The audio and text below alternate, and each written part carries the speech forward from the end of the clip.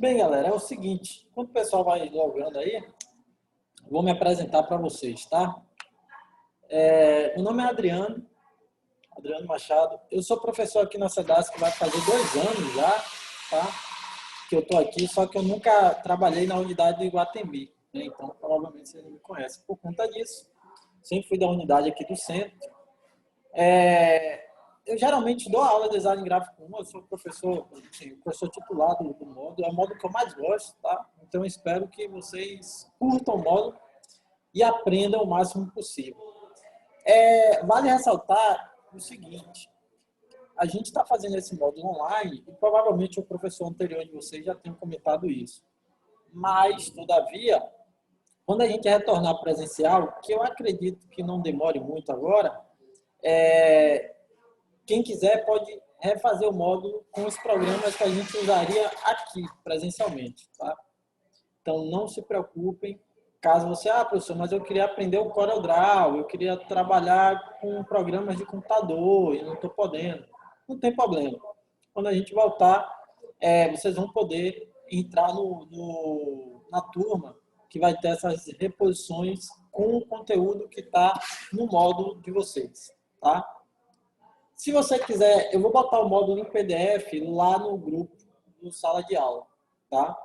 Mas se vocês quiserem pegar o módulo físico, basta passar aqui na SEDASC que vocês podem solicitar aqui na coordenação que a gente entrega, tá? Belezinha?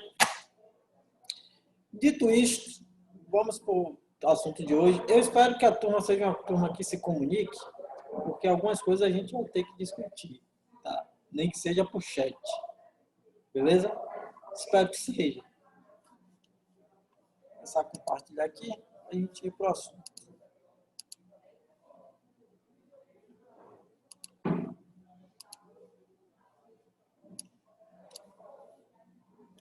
Vamos lá.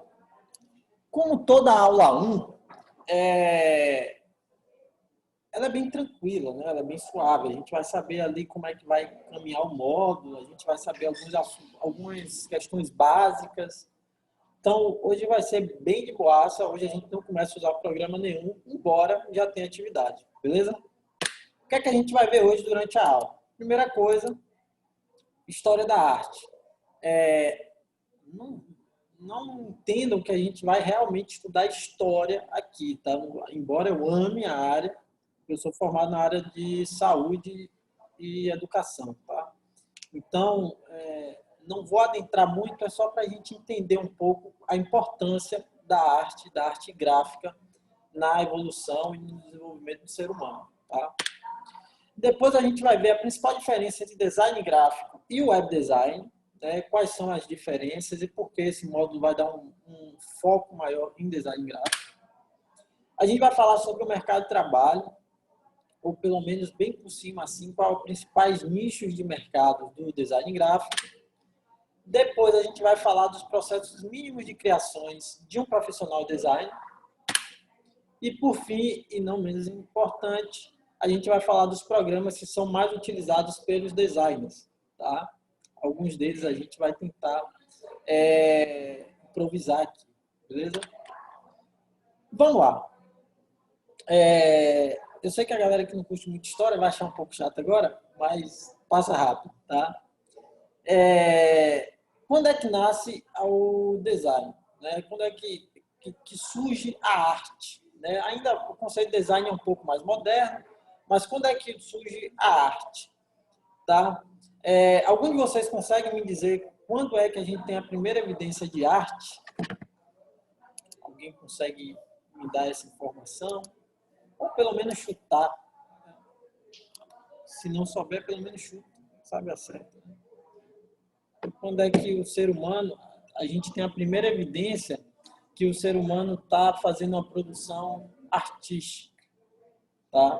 Porque a gente sabe que lá atrás, lá há muito tempo atrás, né, no surgimento do Homo sapiens, a gente compreende que a gente não tinha uma língua ainda, né? A gente não tinha escrito. Então, o meio de comunicação era não verbal, né? Ou seja, ou através de gestos e sons sem nenhum tipo de compreensão, né? Muito parecido com os animais. Ou uma outra possibilidade que é comprovado hoje, né? E aí, com certeza vocês já falaram isso na escola, é o uso do desenho. O desenho é um das principais e iniciais comunicações do ser humano. Lá atrás, quando a gente vai falar sobre arte na pré-história, né? Na pré-história, a gente tinha um tipo de arte que era uma arte muito parecida com a arte naturalista, ou seja, ele tem um empenho muito natural, é uma arte mais assim, não é para se expressar para as pessoas, e sim para colocar o que está dentro da cabeça para fora. Tá? Essa arte, elas geralmente são encontradas dentro de cavernas. Tá?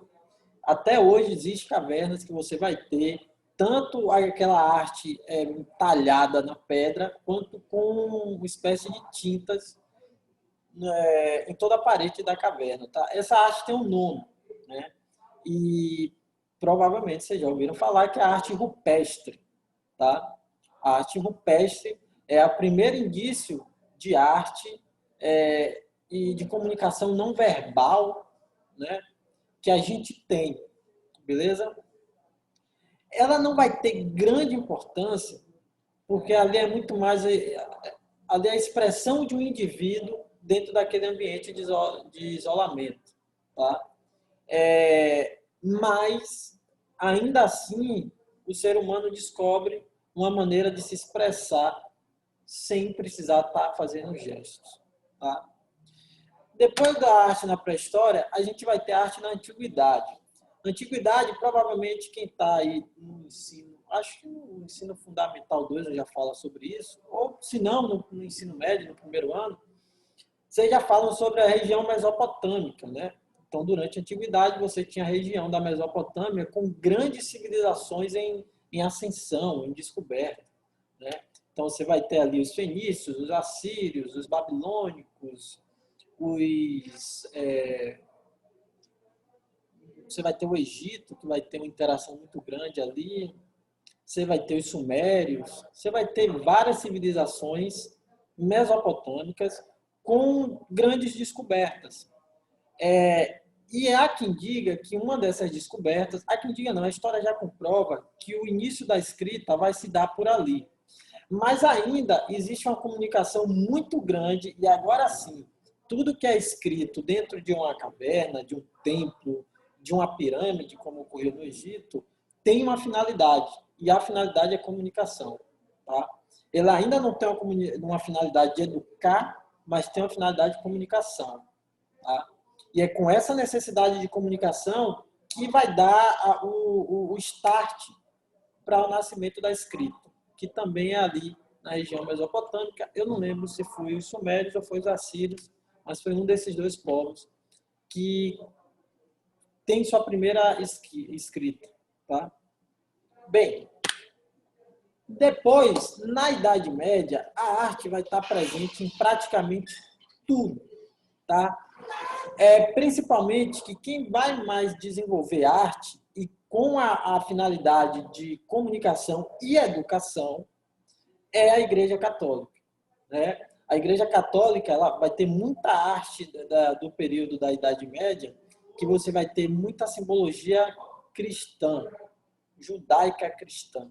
Tá? Então você vai ter ali muitas igrejas com aqueles ladrilhos formando um anjo, ou o duelo entre o bem e o mal. Você vai ter pinturas dentro das igrejas, você vai ter as esculturas, né? Os ídolos que são venerados até hoje pela Igreja Católica. Então você tem uma produção de arte muito presente, porque a igreja entende que esse tipo de conteúdo vai fazer cada vez mais o indivíduo se aproximar da religião. Tá? Ele consegue, principalmente que na Idade Média, você tem um baixo índice de alfabetismo. Então, praticamente ninguém conseguia ler, ninguém sabia ler. Ninguém, que eu digo assim, em sua grande maioria, não conseguiam. Tá? Então, o que é que acontece? Como é que você consegue se comunicar com quem não consegue ler? Através de imagens, tá? A imagem é mais direta, ela impressiona, ela causa um impacto maior, e isso a igreja fez com muita valia. Os trabalhos são maravilhosos do período da Idade Média, embora tenha se perdido muito, né? Porque era muita invasão, muita guerra, quebrava-se muita coisa, se destruía muita coisa. Mas na Idade Média vai ter uma grande presença de arte sagrada, tá? Uma arte que a gente vai chamar de arte sacra, onde o teocentrismo, né, o fato de Deus estar no centro de tudo, faz que toda a arte seja produzida ao redor dessa ideia, da ideia do divino, do sacro, do sagrado. Bem, durante ali o finalzinho da Idade Média até o século XVI, a gente teve um período do Renascimento. Tá em vermelho porque não foi uma era, tá? Mas foi um período muito importante para a arte, porque a gente vai ter produção artística de muita coisa, a gente vai ter produção artística, inclusive científica, e a gente vai ter a quebra da arte sacra, tá? Nesse momento, o homem passa a ser centro do universo, existe uma filosofia, uma ideia, um conceito não religioso mais, tá? E aí as principais produções científicas vão se reproduzir ali na arte do Renascimento, quando você começa a ver as pessoas, por exemplo, a medicina evoluir de um jeito absurdo, principalmente através de arte. O centro agora é o homem, a arte que está sendo produzida é com foco no homem e não mais no divino. Depois do Renascimento, a gente vai para a arte moderna, onde vai pegar essa ideia, é sempre uma quebra de paradigma, tá? Sempre uma arte vem para contrapor a outra, sempre. Na arte moderna, ele vai pegar essa ideia do homem perfeito, do Renascimento, da pintura perfeita do ser humano, a Mona Lisa, toda bem pintadinha, com a ideia de corpo perfeito em alguns trabalhos científicos. Aquilo que o Renascimento pregava muito, durante o período da arte moderna, ele vai quebrar. Ele vai, tipo, por exemplo, fazer uma pessoa toda perfeita e depois vai fazer um nariz enorme na pessoa. Vai fazer uma espécie de caricatura, que é um modo, uma crítica àquele tipo de estrutura, àquele tipo de pensamento, tá? E a arte moderna, aqui no Brasil, foi muito presente também, com muitas críticas sociais, não só críticas artísticas, tá? E, por fim, a arte contemporânea. A arte contemporânea é a arte atual. O que a gente produz até hoje é contemporâneo, tá? Uma arte que é contemporânea e tem pouco tempo de criação, mas tem muita valia, tem muita validade, é o grafite, tá? O grafite. Não confundam nunca grafite com pichação, tá? Pichação é uma coisa, é um ato de vandalismo, é um ato egocêntrico da pessoa se provar, ter ali o status dela naquele grupo, naquele meio.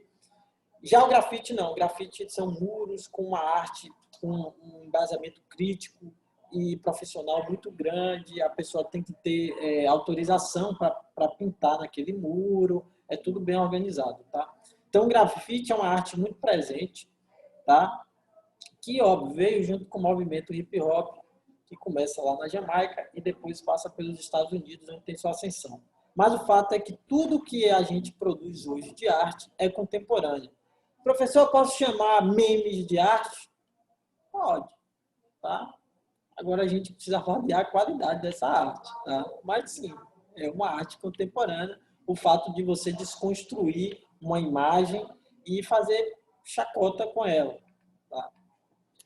Bem, saindo do campo histórico, uma coisa importante, né? Qual a diferença de design gráfico e web design? Tá? Primeira coisa, qual o conceito de um design gráfico? O design gráfico é o cara que é especializado, tá, em fazer uma comunicação não verbal. E, na maioria das vezes, também não escrita. O que eu estou lhe dizendo é o seguinte, o design gráfico ele não vai produzir documento escrito. A finalidade dele não é essa. Isso pode ser até um apoio no documento que ele faça. Mas o foco dele é comunicar através da arte. É dar sentido visual para alguma coisa. E, dependendo da área que você trabalha, para conseguir atingir mais vendas, para acalmar mais as pessoas, para passar uma mensagem, tá? Então, por exemplo, a pessoa que fez a capa desse livro, tá? O artista gráfico, ele pensou na comunicação e no impacto que esse conteúdo visual ia causar nas pessoas. Isso quer dizer que ele precisou usar escrito aqui, usar escrita aqui, aqui embaixo tem um pouco de escrito, mas o foco dele não é esse, né? O fato é que se eu tiro a parte escrita, eu compreendo através dos ícones que isso aqui é um livro que vai falar sobre produção artística, sobre fotografia, desenho, pintura, tá? Então ele consegue se comunicar através deste conteúdo, né? Até a cor que ele escolhe colocar aqui é pensado. A gente vai falar sobre cor e a importância que ela tem nos trabalhos artísticos, tá? Quais as principais áreas de atuação do design gráfico? Editora, tá? Principalmente, gráficas rápidas, empresas de propaganda, publicidade, algumas pessoas da área de engenharia também vão estudar a parte de design, tá? Principalmente com estudo focado em cores, tá? E você vai ter editora de jogos, você vai ter editora de livros, você vai ter uma gama até relativamente grande para o que antes era quase ninguém ouvia falar, que era o design gráfico, ou pelo menos não dava muita importância. Principais produções. As produções mais comuns é as que a gente vai produzir durante a aula, tá? As produções mais comuns de design gráfico é a de comunicação empresarial, é a construção da identidade de uma empresa, da identidade visual de uma empresa. Então, vai desde um simples crachá de um funcionário até um outdoor, até um cartão de visita, um flyer, um banner, um papel timbrado. Tudo que compõe a identidade visual de uma empresa a gente vai fazer. E é bom eu abrir o parênteses agora, que é o seguinte. Uma coisa que a gente vai fazer é que quando a gente construir nossa logomarca, e a gente vai construir, não lembro se é na aula 2 ou na 3, mas a gente vai fazer a construção de uma logo, você vai trabalhar com essa identidade visual o resto do módulo todo. Então, tente realmente dar o melhor de si para fazer uma identidade, uma construção de uma logo bem interessante, para contribuir para todos os trabalhos que vocês vão fazer. Porque a ideia é que, no final, você tenha a identidade visual de uma empresa praticamente completa, tá? Que você produziu. E aí você sabe o conceito, você vai saber aplicar o conceito, você vai saber aplicar a parte operacional, você vai conseguir manipular tudo isso porque você já construiu uma do zero. Desde a logo até a camiseta, o padrão de roupa que a empresa vai usar, tá? Então, nossa ideia é passar por todo esse processo, tá? Bem, mas de um design, de um web design, qual a diferença de um web design para um design gráfico? O design gráfico, ele tem que saber praticamente tudo que um design gráfico já sabe, ou pelo menos a maior parte disso, tá? Só que o design gráfico, o principal foco dele não é a comunicação visual de fato. A principal finalidade dele é comunicar o simples, mas produzir uma linguagem, uma construção de comunicação direta. Ou seja, ele vai produzir principalmente produtos para a internet. O foco do web design é produtos para o web, principalmente sites, portais, landing page, sites institucionais, redes sociais, tá? Então, o web design ele tem um foco de uma comunicação mais interativa, não é só visual, né? Onde a pessoa clica, por que ela está clicando ali, como eu direciono uma pessoa a clicar em um lugar ou em outro. E, principalmente, linguagem de programação, porque praticamente tudo que o web design vai fazer é programação, tá? Então, ele precisa saber a maior parte que um design gráfico sabe e ainda entender muito de programação, de banco de dados, tá? Área de atuação, principalmente ele vai trabalhar com a produção de sites, hot sites e eventos de comunicação através de internet, tá? Principais produções, como eu falei, sites, hot sites, flyers interativos, cartão de visita interativo, transmissões, produções de portais de comunicação, tá? Bem, e o mercado de trabalho, né? De maneira geral, tá?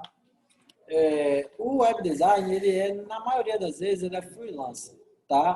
Ou seja, ele pega um serviço, vocês mesmos durante o módulo, pode ser que vocês acabem sendo solicitados por um amigo, por alguém da família, que vocês produzam, sei lá, um convite para um casamento, ou um convite para um aniversário. Isso é um trabalho de freelancer, né? É o que antigamente o pessoal chamava de bico.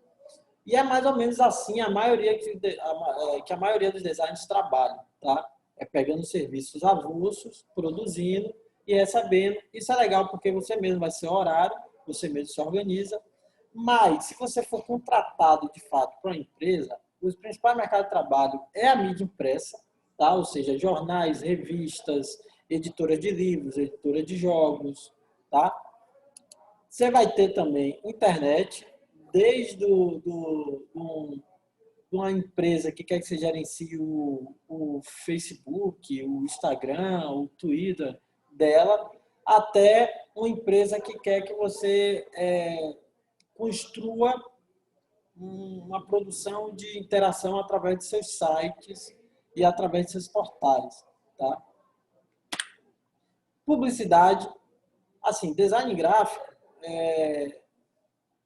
principal área de comunicação é a publicidade, tá? Publicidade e propaganda, né? Ali a área de marketing, publicidade e propaganda. É extremamente importante a equipe ter conhecimento de design gráfico. Então, assim, todas as empresas de publicidade praticamente cobram que seus funcionários entendam o mínimo possível de design gráfico, tá? Porque senão você pode não passar a imagem, a ideia que você precisa, tá? Então, as empresas de marketing, publicidade e propaganda, o conteúdo que vocês vão ver aqui é indispensável, tá? Principalmente se você quer ir para esse ramo. O salário médio de uma pessoa contratada, tá? Gira em torno de R$ 2.120, tá? Agora, se você é freelancer, pode ser que em um trabalho só você tire os 2.000, dependendo de qual trabalho seja, do tamanho da empresa. A gente vai tirar um dia para falar sobre quanto a gente cobrar por determinada arte, por determinado cliente. Vai ter um dia que a gente vai falar só sobre isso. E aí a gente faz os cálculos ali melhor de quanto um freelancer pode tirar no mês e quanto ele vai precisar de investir de trabalho para tirar esse valor. Beleza? Bem, no processo de criação, quando seja você freelancer, seja você contratado de empresa, existem dois processos que não podem ser pulados. A gente vai também falar sobre o processo criativo, principalmente para a galera que não tem muita criatividade. Como é que a gente pode usar isso? Mas no trabalho que você tiver, tem dois momentos que você não pode pular. O primeiro é o briefing, tá? O briefing é quando você senta com o cliente e você ouve todas as solicitações dele, tá? Por que eu enfatizo em ouve? Porque você não pode chegar lá, pô, já tem uma ideia legal para uma empresa, sei lá, de um restaurante vegetariano. Pô, tô com uma ideia legal, já vou chegar com ele lá, já falando tudo isso. Não, tá? Não, você tá lá para ouvir. Você quer ouvir o que o cliente quer, o que o cliente quer passar com a marca, o que é que o cliente espera que as pessoas entendam da empresa dele, qual é o tipo de comunicação, qual é o público que ele quer atingir. Então, você está ali mais para pegar as instruções, tá? Enquanto o cliente está ali instruindo você. Isso quer dizer que você não pode dar uma dica, ou você não pode? Pode, tá? Mas o principal é ver o que o cliente quer. Porque, às vezes, você é um designer, você já está ali formado, e você entende que o melhor caminho não é aquele. Mas ainda assim o trabalho é para o cliente, tá? Então, se ele quiser uma coisa muito específica, como o trabalho ainda é para ele, você não fica tentando convencer que ele está errado. Você faz o trabalho que ele está solicitando. Ou seja, você dá a sua dica, você informa, mas no final o martelo ainda é do cliente. Óbvio que você tem o direito de dizer, ó, se for para ser assim, eu prefiro não pegar o trabalho. Mas eu não acho bem interessante você fazer isso, tá? Descartar um trabalho nunca é interessante. O segundo passo, depois das instruções no briefing, é o brainstorm.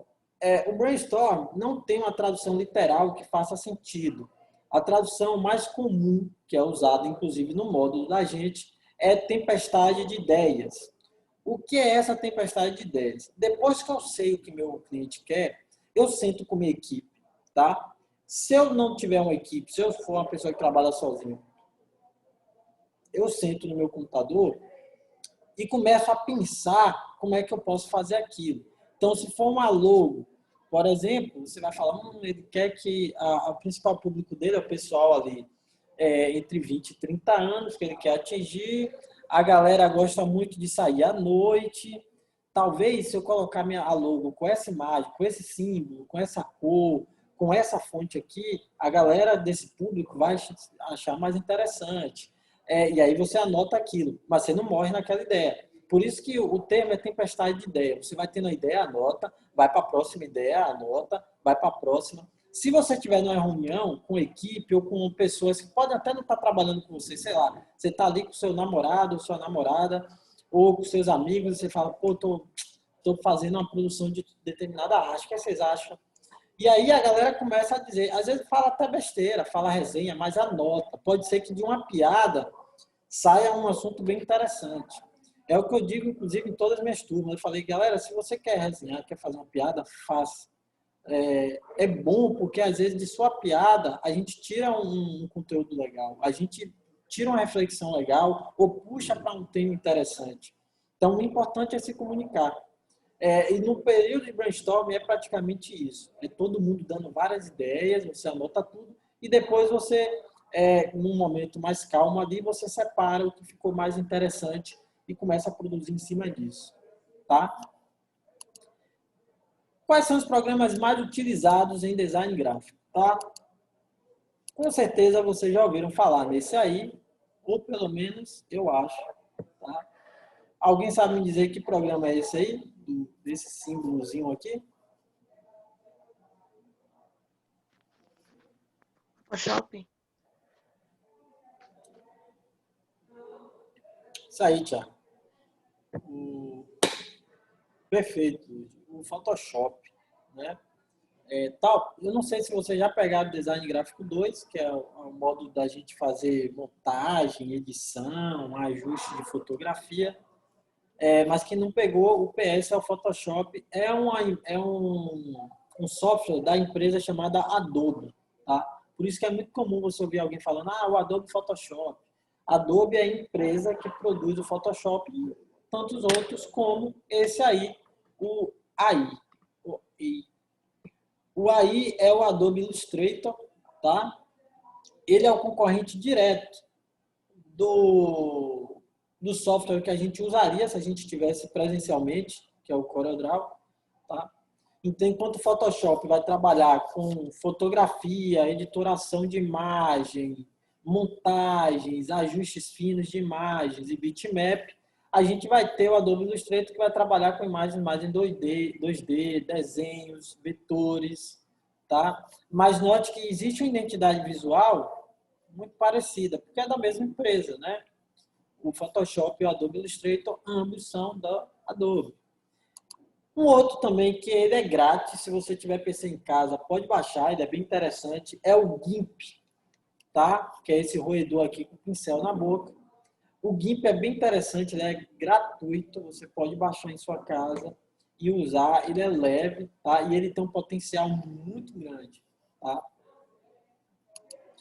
Temos o Photoscape, que durante um tempo foi muito usado, principalmente no início do Android. Ele foi um dos primeiros aplicativos que saiu, se não me engano, de design para celular. Hoje em dia ele caiu um pouco em desuso, tá? Mas o Photoscape ainda tem validade. Aqui é o Corel Photopaint, tá? O Photopaint é o concorrente direto do Photoshop. Eu chamo de concorrente direto, mas ele não consegue concorrer com o Photoshop, né? Por isso que praticamente ninguém usa esse programa. Tá? Até quem usa o Draw, o CorelDRAW, usa o Photoshop e o CorelDRAW em vez de ficar usando o Photopaint. Mas ele tem a mesma finalidade do Photoshop. tá? Esse aqui seria o programa que a gente teria foco na aula presencial, que é o CorelDRAW, tá? Um programa que mora no meu coração, tá? Eu acho ele maravilhoso, praticamente tudo que eu faço. Se eu for fazer um currículo meu, eu faço pelo CorelDRAW, eu não abro o olho, tá? Eu acho ele muito prático, muito direto, tem um dinamismo muito bom e é menos burocrático que o Photoshop, embora seja dois softwares que têm propostas diferentes, né? O CorelDRAW não vai trabalhar com fotografia, afinal, assim, você pode, mas a finalidade dele não é essa. Então, ele é extremamente limitado para isso. Tá? Só que a gente está online. E aí, online, a gente vai ter que trabalhar com outra coisa, né? Esses três aqui, ó, são os programas que geralmente eu uso online. Eu vou decidir qual eu vou dar foco dependendo de respostas que eu vou ter no formulário que vocês vão ter que responder, que está na sala de aula, tá? O Canva, que provavelmente vocês já usaram alguma vez em sua vida, nem que seja para fazer uma mensagenzinha para postar no Instagram, com certeza vocês já usaram. O Photopea, que é uma espécie de Photoshop que roda direto do navegador, muito bom, quebra um galho danado, tá? E o Graphite. O Graphite, ele é como se fosse o CorelDRAW que roda direto do navegador, só que ele é muito mais pesado, tá? De celular mesmo ele não funciona direito, trava, tem alguns que nem abrem. O Photopea já dá para usar no celular, embora seja muito ruim porque a tela do celular é muito pequena, né? Mas roda. Dependendo da resposta do formulário de vocês, para mim saber se a galera tem computador, se a galera tem acesso a PC, se não tem, se só tem celular, eu vou decidir qual é a estratégia da aula, tá? Se a grande maioria não tem acesso a computador, eu vou dar um foco no Canva mesmo e a gente vai aprendendo através dele. Mas, bem, agora eu vou precisar um pouco que vocês se comuniquem bastante, tá? Que a gente vai falar sobre uma coisa aqui. Deixa eu abrir.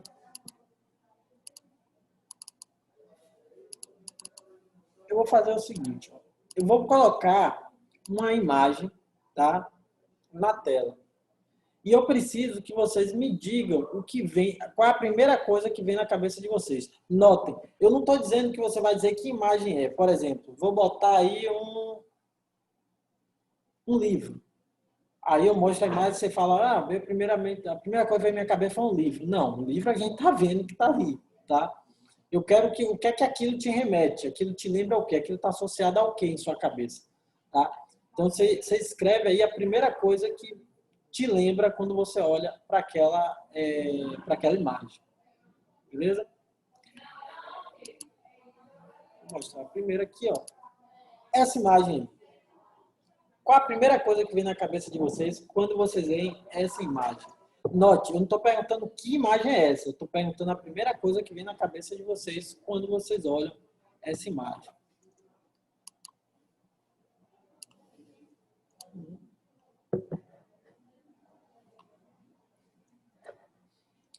Ludmila falou má, Lívia falou má, Ticiano também. Alguém te remete a alguma outra coisa quando você olha para essa imagem?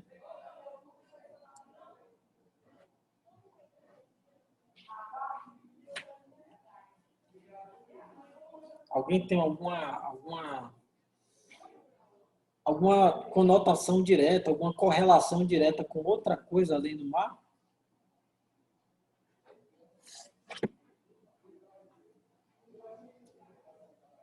Então, note então que se eu fosse colocar esse símbolo em algum trabalho, ia ter que ser um trabalho que tivesse ligado diretamente ao oceano, né, ao mar. Embora, dependendo do nicho, isso que é bem doido, dependendo do público que você vai trabalhar, não. Né? É engraçado, porque, por exemplo, se você ir para um público que é mais nerd,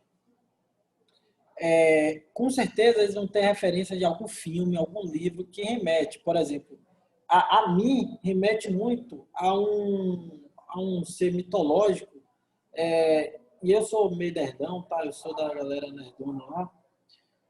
Me lembra muito um ser chamado Cthulhu, tá? E, se eu não me engano, na Marvel, tem ali um grupo chamado Shield, e os adversários da Shield é o... esqueci agora o nome da, com H, não vou lembrar agora. Mas, assim, me lembra muito a logo dessa outra galera, tá? Que é a adversária da Shield. Então, assim, dependendo do público, você tem uma correlação com uma outra coisa. Então, público nerd, eu já não usaria isso para denotar o oceano, porque provavelmente não seria isso a primeira coisa que viria na cabeça da galera. Tá? Mas para o público em geral, sim. Né? Ele vai lembrar muito frutos do mar, ele vai lembrar profundidade, porque são animais que vivem no mais profundo, né? Na parte mais profunda do oceano. Né? Vai relembrar a capacidade de multitarefas. Por quê? Porque tem vários tentáculos, dá para pegar várias coisas ao mesmo tempo. Né? Então, o símbolo ele pode retratar muitas mensagens. E na hora da construção de uma logo, a gente precisa levar isso em consideração. Vou passar o próximo aqui. Isso aí vai lembrar vocês o quê?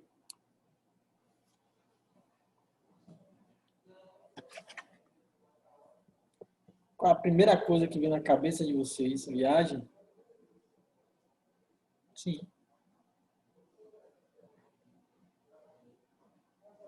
Céu perfeito.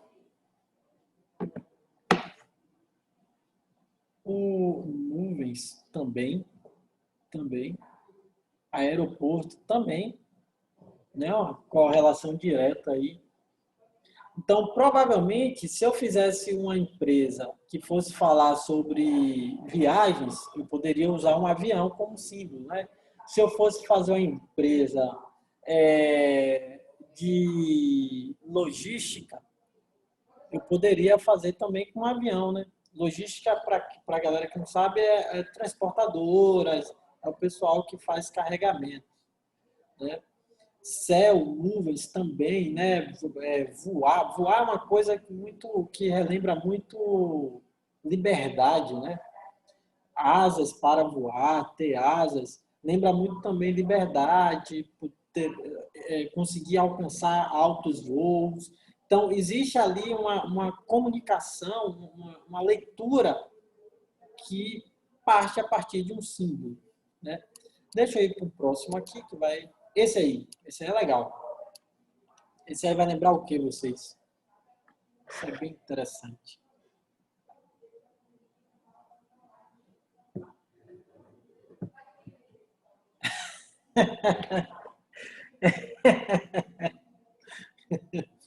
Temos aqui um trauma. Tirando o trauma de Tiago aí, o que é que lembra vocês disso aí?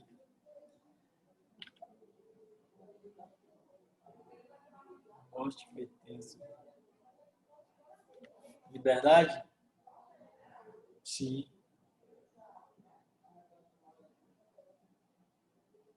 Tomara que ninguém tenha medo de altura aqui, né? Porque nessa hora pode estar tremendo agora. É muito comum, e eu acho que aqui também na turma, no momento, tem poucos homens, né?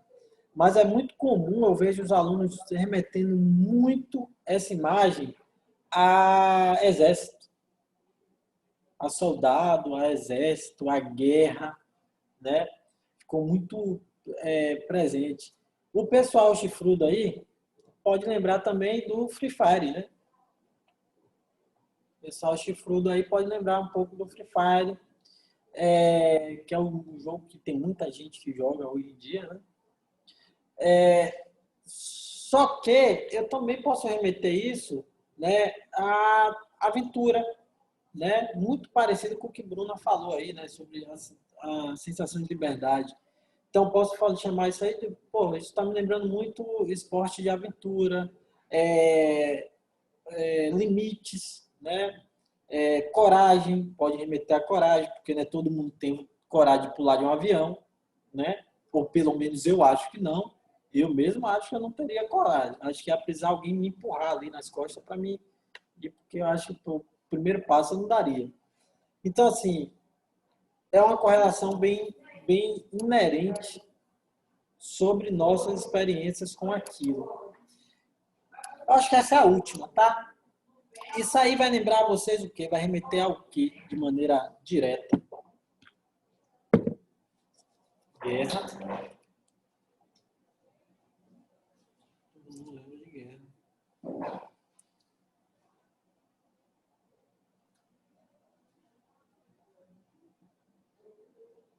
Perfeito. Perfeito.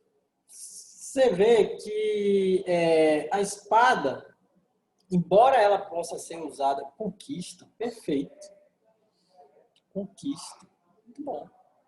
Cavaleiro, também. Também. A espada, ela é bem interessante, porque dependendo de como ela está, com o que ela está acompanhada, vai remeter a várias coisas. Mas a embate, né, a confronto, a guerra, é a primeira coisa que vem na mente, porque a espada não foi criada para se defender, né? Ela foi criada para atacar.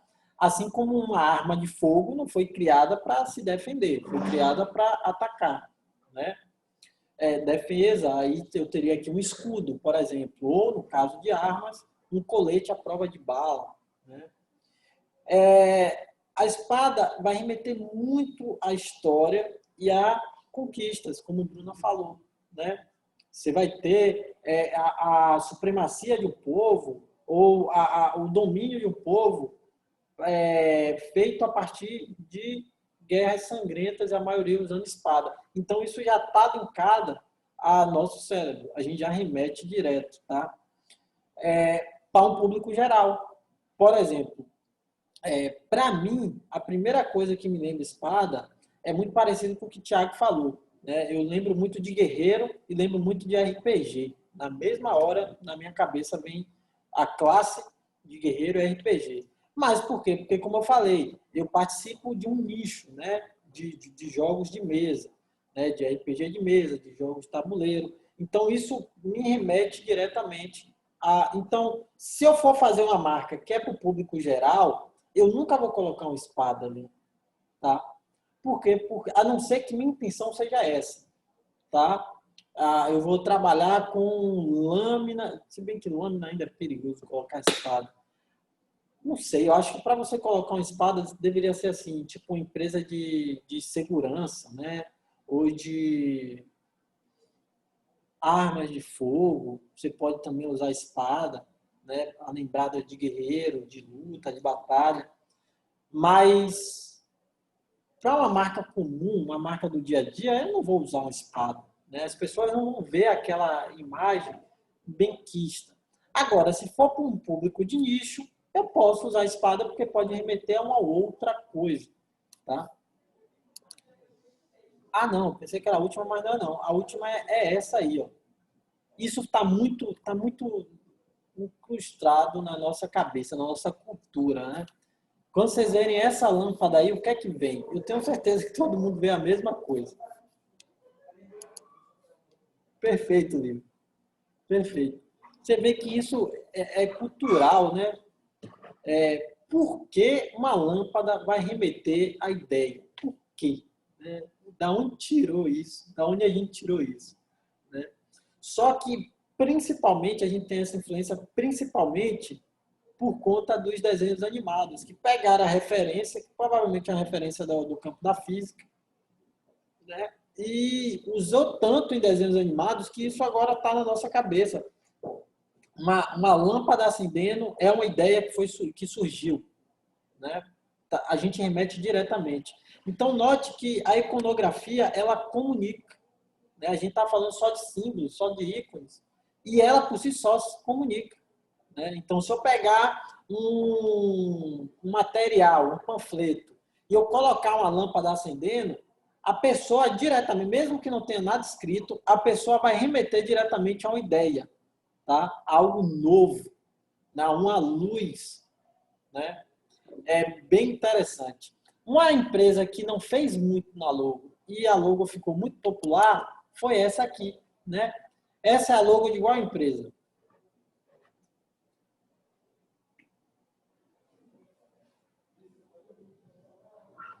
Inclusive, a maioria das pessoas que eu conheço nem gosta muito da empresa, mas a empresa é super conhecida.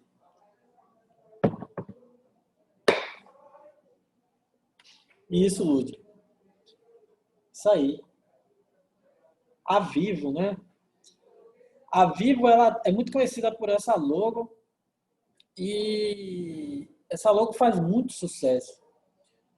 Porque, basicamente, ela remete aí à pessoa, principalmente à criança, tá?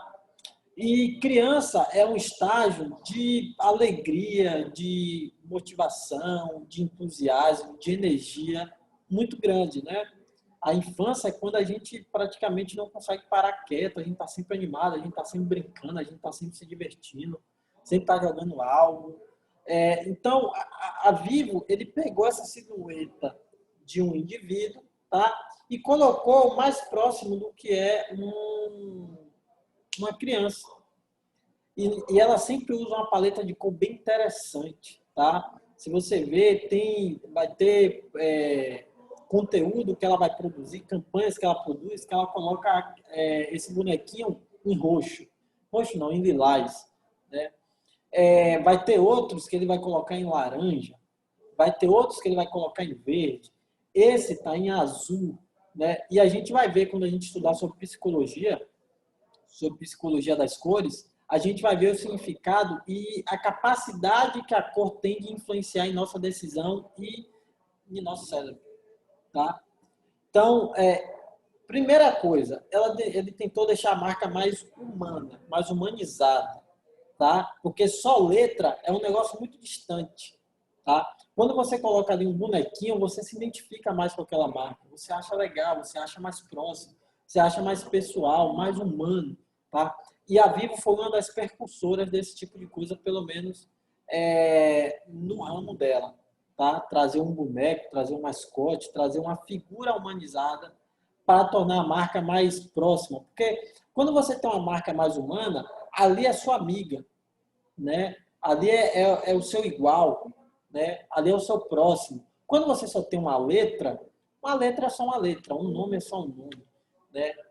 Então, você não se aproxima tanto. Não é à toa que hoje a gente tem referências como a Magazine Luiza, com a Magalu, você tem o bonequinho lá da Casas Bahia,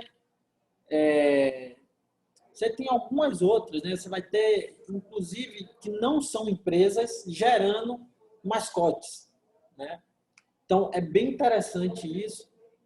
Óbvio, quando a gente vê esse boneco, a gente não só a parte humanizada, mas a gente lembra, como eu falei, da parte de alegria, a parte da infância, da animação, tá? Da proximidade, do igual.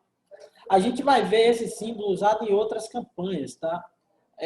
Para quem já viu Criança Esperança, você vai ver que você vai ter vários bonequinhos como esse, todos de mão dada, para simbolizar a união, né? E você vai ver que os bonequinhos não estão todos da mesma cor, para mostrar que é a união dos diferentes. Então você tem bonecos de várias cores diferentes, com as mãos dadas, para relembrar que aquela união são de pessoas diferentes, mas ainda assim uma união forte, uma união sólida. Tanto é que uma criança vai dando mão à outra até fechar o círculo, para dizer que aquilo ali realmente é firme, é uma corrente dos diferentes unidos contra preconceito, a favor de uma possibilidade melhor para todos, tá? Então, essa conotação, de maneira direta, a gente não faz, a gente não bate o olho numa logo e fala, não é isso. Mas nosso cérebro meio que traduz isso de uma maneira não perceptível para a gente, mas o cérebro traduz. Ele consegue compreender, assim como ele consegue interagir com as cores de um jeito que a gente não compreende, tá? A gente vai aprender que algumas cores vai deixar a gente um pouco mais nervoso, mais excitado, e vai ter cores que vai dar uma certa tranquilidade na gente, que vai dar uma quebra. Mas é o seguinte, hoje vai ser mó de boa, como eu falei, vocês só tem duas coisinhas para fazer, que é muito simples. Deixa eu mostrar para vocês aqui o sala de aula. Eu vou mandar o código lá no grupo, tá? Isso aqui pegar agora não, mas está aqui o nosso sala de aula. Aqui em atividades eu já programei duas, tá? Tá programado aqui para 10h30, tá? A primeira é uma pesquisa muito simples que vocês precisam fazer, tá? Vocês vão mandar para mim no Google Documentos mesmo. Não vamos usar programa nenhum hoje. Que é esse aqui, ó. Com o intuito de treinar nossa percepção e avaliação de símbolos, escolha 3 logos e descreva o seu significado, na sua opinião. Então, por exemplo, peguei a logo da Nike. Eu olhando aquele símbolo da Nike, o que é que aquilo me lembra? O que é que remete a mim? O que é que eu acho que aquilo significa? Pronto, eu coloco lá no Google Documentos a logo da Nike, o nome da empresa, porque pode ser que você coloque uma empresa que eu não conheça, e aí eu não sei o nome. E embaixo, você coloca ali o que você acha que ele significa. Assim, galera, no modo design gráfico, eu sempre, no início de todas as aulas, abro os trabalhos de vocês.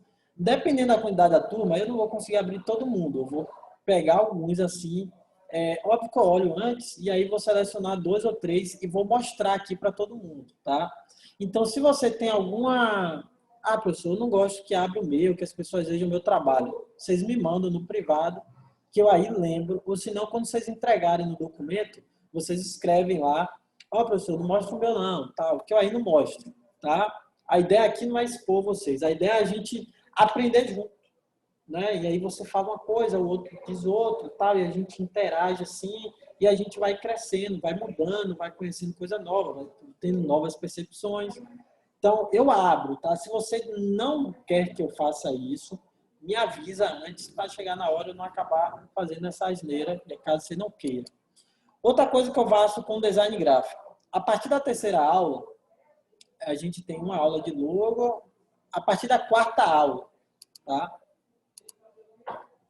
O professor tem como mostrar. Já mostro, Thiago, já mostro. A partir da quarta aula, tá? O que acontece é que todo trabalho que eu considero, geralmente não eu mostro para os outros professores também, né? Eu mostro para Douglas, mostro para Alex, mostro para Adriel, mostro para o coordenador Aro. A gente decide qual trabalho que ficou mais top. O trabalho que a gente achou que ficou mais interessante, ele fica de plano de fundo aqui a sua empresa. A marca da empresa que você está criando aqui, a identidade visual, ela vai ficar de fundo, tá? Então, os trabalhos que eu acharem que ficaram mais legais, sempre vai ficar aqui no fundo da aula a sua marca aparecendo, tá? Isso é comum eu fazer, eu faço com frequência. E, geralmente, a única coisa que eu faço é o seguinte, vamos supor que você fez um trabalho muito bom, que aqui a gente achou que ficou melhor do que os outros, mas na última aula foi o seu trabalho, sua marca que estava aqui atrás. Aí eu não repito, tá? De uma aula para outra. Aí eu vou pegar o segundo que eu achei melhor. Tá? Mas eu sempre dou essa moral para vocês, já que vocês estão produzindo, vocês precisam que as pessoas vejam, avaliem e até critiquem seu trabalho. Então, sempre eu vou estar mostrando para os professores e sempre vou estar expondo aqui também, até de uma maneira para vocês verem suas artes em evidência. Tá? Vai ficar aí gravado para todo sempre. Bem, depois, que você descreve o significado, na sua opinião, sobre aquela marca, você vai anotar 3 palavras-chave, ou seja, 3 tags, 3 etiquetas. O que é palavra-chave? Por exemplo, vamos supor que eu peguei a marca da... Eu peguei uma marca que tinha uma bola de futebol, tá? E aí eu digo, essa bola de futebol, as 3 primeiras coisas, palavras, não é nem descrição, tá? São 3 palavras que vêm na minha mente, é o seguinte, baba, couro e pelada, né? Pronto, eu olhei para aquela marca, as 3 coisas que veio na minha cabeça foi aquilo. Eu aí escrevo essas 3 palavras, tá? Ou seja, você vai descrever o que você acha que aquela marca quer passar e depois você vai escolher 3 palavras que remetem diretamente àquilo, tá? Vivo, Cade, Tag.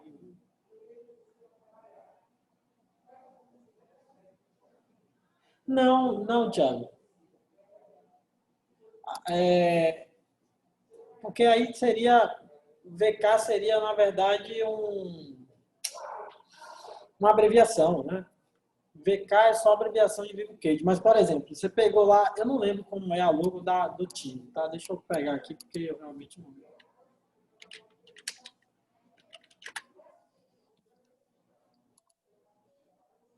Assim, aqui, ó, por exemplo, essa logo aqui, eu não sei se está mostrando para vocês. Tá? Essa logo aqui, ó, é da Vivo Cage, tá? Primeiro eu vou explicar o que é essa imagem aqui me lembra. Tá? É a primeira coisa que eu vou fazer. Ó, quando eu vejo a logo da Vivo Cage, eu acho que ele quer passar essa impressão, essa ideia, que as pessoas pensem em tal coisa. Tá? Primeiro eu vou descrever isso. Depois eu vou escolher 3 palavras que remetem direto aqui. Por exemplo, para mim, na minha opinião, isso aqui, a primeira palavra que vinha é legionário. Tá? Legionário é um tipo de soldado. Tá? Outra coisa que me lembra é Coliseu, que é aquele lugar lá onde tinha os duelos durante na Grécia Antiga, né? E outra coisa que me lembra é guerra, me lembra um pouco confronto, guerra não, confronto, tá? Então eu tenho 3 palavras: legionário, coliseu e confronto, tá? É o que me lembra quando eu olho para essa imagem, para essa logo da Vivo Cage, tá? A primeira coisa. Então, é basicamente isso. Você descreve, depois você escolhe 3 palavras. Ah, professor, só consegui pensar em 2. Tudo bem, não vamos brigar por causa de uma palavra, né? Mas tenta pensar 3 palavras. Se não conseguir, tudo bem, no have problem. Beleza? E a outra atividade é bem simples. É uma atividade de fixação, tá? É um formulário que vocês vão ter que responder com algumas perguntas. Entre elas, eu estou perguntando se você tem acesso a computador ou não durante a semana. Tá? E aí respondam com sinceridade para mim traçar a estratégia aqui das aulas. Beleza? Muito simples. Clica no formulário, responde lá, tá perfeito. Tá? Eu vou jogar no grupo, tá? Eu vou botar na descrição do grupo do WhatsApp e vou mandar lá também para todo mundo o código, tá? Mas ele tá aí para quem quiser agora, tá aí o código da turma. Belezinha? Fazer a chamada de vocês. Se tiverem qualquer dúvida, pode ir perguntando aí, enquanto eu faço a chamada.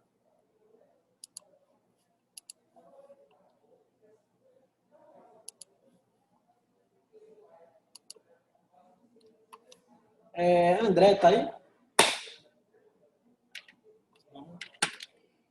Bárbara Ribeiro, tá? Breno.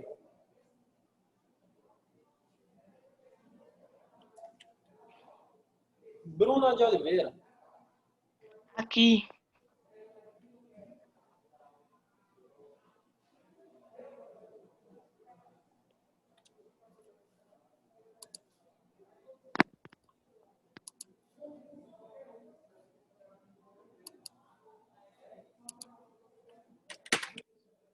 Cauane.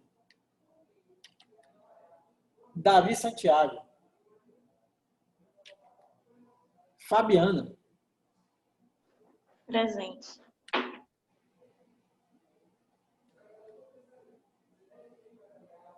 Yasmin Amaral, tá aí?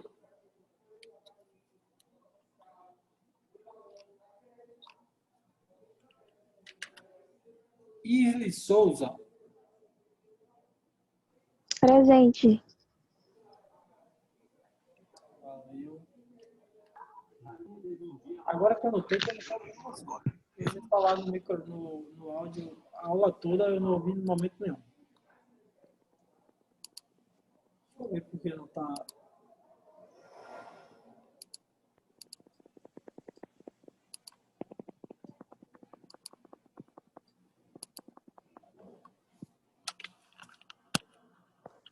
Deixa eu tirar aqui para ver se vai.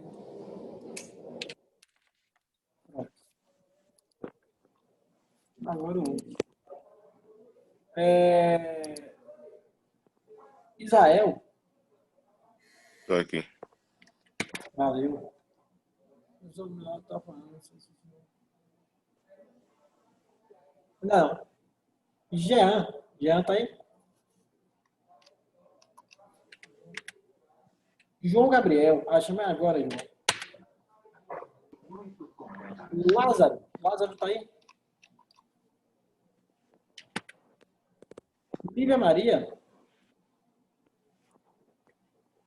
Presente. Valeu. Ludmila. Valeu, Lud. Maiane. Presente. Valeu. Maísa. Matheus dos Santos.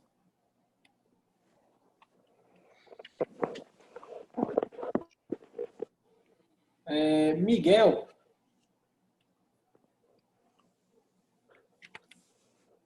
Késia. Presente. Railan.